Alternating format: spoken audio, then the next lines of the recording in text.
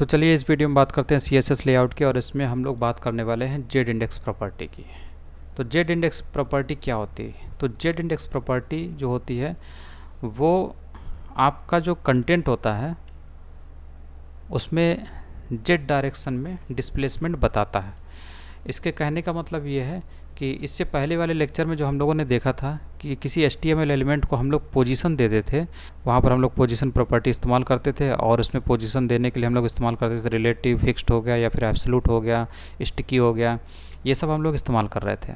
तो वहाँ पर वो स्क्रीन पर हम XY डायरेक्शन में जब मूवमेंट करते हैं, पोजीशन देते हैं किसी HTML एलिमेंट के लिए, तो वो वहाँ पर हम लोग दे रहे थे, ठीक है, वो पोजीशन प्रॉपर्टी के जरिए। लेकिन यहाँ पर क्या है, हम लोग जेड डायरेक्शन में किसी एलिमेंट की पोजीशनिंग करते हैं। जेड डायरेक्शन का मतलब है हमारे फेस के आगे पीछे, हमारे फेस के सामने कौन सा एलिमेंट हमारे फेस के जस्ट सामने रहेगा, और उस एलिमेंट के पीछे कौन रहेगा, और उस एलिमेंट के पीछे कौन सा रहेगा। यानी कि जेड डायरेक्शन में, यानी डेप्थ में हम किस तरीके से एलिमेंट को ऑर्गेनाइज करते हैं। तो इसके लिए हम लोग जेड इंडेक्स प्रॉपर्टी का इस्तेमाल करते हैं।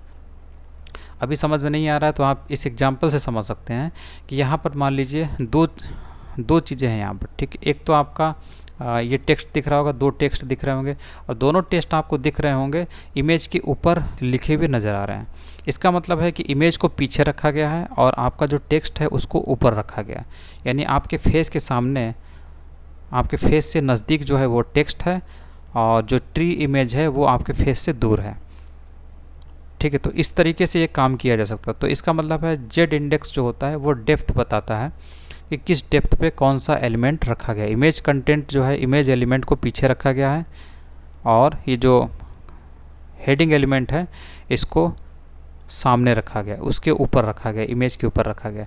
तो इसको रखने का तरीका क्या होता है, इसमें हम लोग जेड इंडेक्स प्रॉपर्टी का इस्तेमाल करते हैं, और उसमें हम लोग वैल्यूज़ देते हैं पॉजिटिव, ठीक है। पॉजिटिव वैल्यू जो होती है, या फिर एक ऑर्डर में जो वैल्यू होती है, इंक्रीमेंट ऑर्डर में, तो जो सबसे ज़्यादा जिसकी वैल्यू होती है, वो जो एलिमेंट होता है जिसकी इंडेक्स वैल्यू सबसे ज़्यादा होती है वो सबसे पहले यानी सबसे ऊपर दिखाई देता है, और जिसकी भी इंडेक्स वैल्यू कम होती जाती है वो उसके नीचे, यानी हायर इंडेक्स वाली जो एलिमेंट है उसके नीचे वो दबता चला जाता है, ठीक। तो इस तरीके से ये होता है।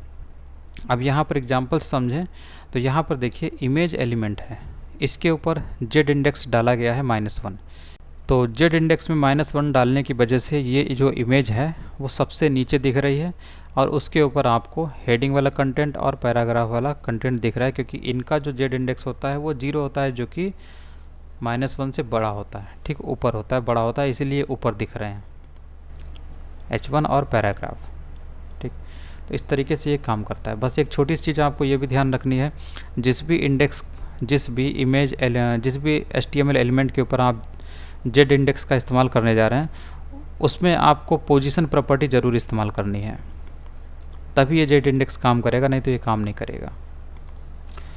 और यही चीज़ यहाँ पे दी हुई है, जो पोजीशनिंग एलिमेंट हैं जिनके ऊपर पोजीशन प्रॉपर्टी इस्तेमाल की जाती है उन्हीं के ऊपर जेड इंडेक्स काम करता है।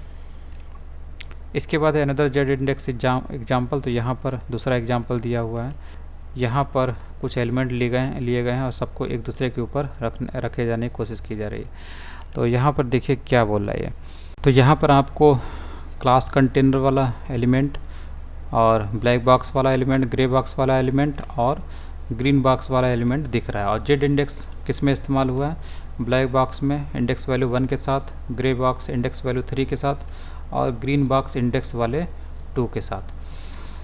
तो सबसे ऊपर कौन रहेगा, सबसे ऊपर इंडेक्स 3 वाला जो बॉक्स है वो रहेगा, यानी ग्रे बॉक्स सबसे ऊपर रहेगा।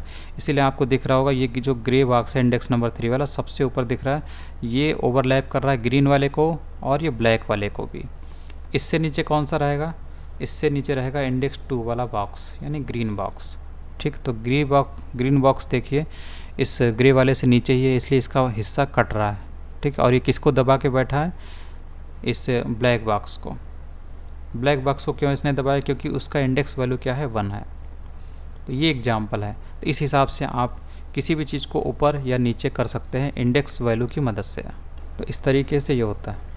और बाकी चीज़ें ये तो आपको समझ में आ ही रहा होगा कि ये जो चीज़ें लिखी हैं ये क्लास है, क्लास आइडेंटिफाई करने के लिए इस्तेमाल होता है पर्टिकुलर HTML एलिमेंट को, और इसकी पोजीशन दी गई है रिलेटिव। और ब्लैक बॉक्स क्लास वाला एक div एलिमेंट होगा, यहाँ पर सारे div एलिमेंट दिए हुए हैं।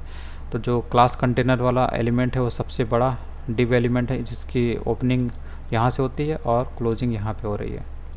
और इसके अंदर ही आपको 3 div दिखाई दे रहे हैं, एक ये, दूसरा ये और तीसरा ये, और तीनों को सेट किया गया है ऊपर नीचे जेड इंडेक्स की मदद से, और आपको यहाँ पे तीनों दिख रहे हैं। अब इसके बाद बता रहा है कि अगर ये इसी एग्जांपल में अगर आप जेड इंडेक्स ना इस्तेमाल करिए तो क्या होगा। तो जेड इंडेक्स अगर आप ना इस्तेमाल करें तो देखिए क्या होता है, कुछ इस तरीके से दिखता है। तो ये क्यों है ऐसा?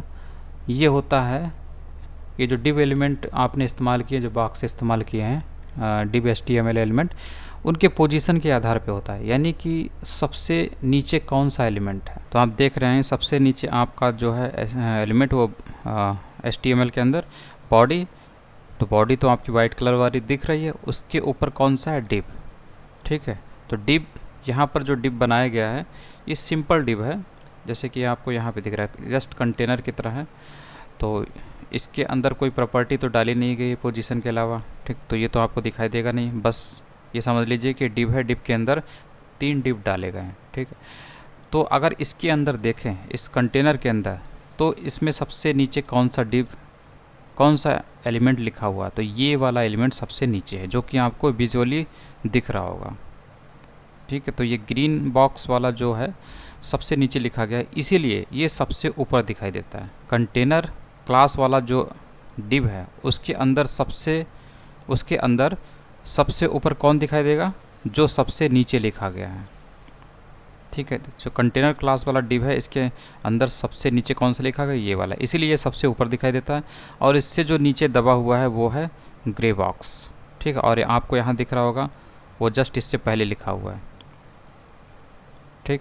और ग्रे बॉक्स से नीचे कौन सा है, ब्लैक वाला, ठीक है। तो ये यहाँ पर ब्लैक वाला लिखा हुआ है, यानी कि सबसे नीचे कौन सा लिखा हुआ है वो सबसे ऊपर रहेगा, और जो उससे पहले लिखा हुआ है वो जस्ट सबसे ऊपर वाले से नीचे दबा हुआ होगा, जैसे ये, और इससे कौन सा दबा हुआ है, ये वाला, ठीक। तो इस तरीके से ये काम करता है। जब आप जेड इंडेक्स का इस्तेमाल नहीं करते हैं तो जो सबसे लास्ट में लिखा हुआ HTML एलिमेंट होता है जो कि आपको डिस्प्ले हो रहा है, वो सबसे ऊपर आपको दिखाई देता है, जैसे कि ये चीज़ है इसमें।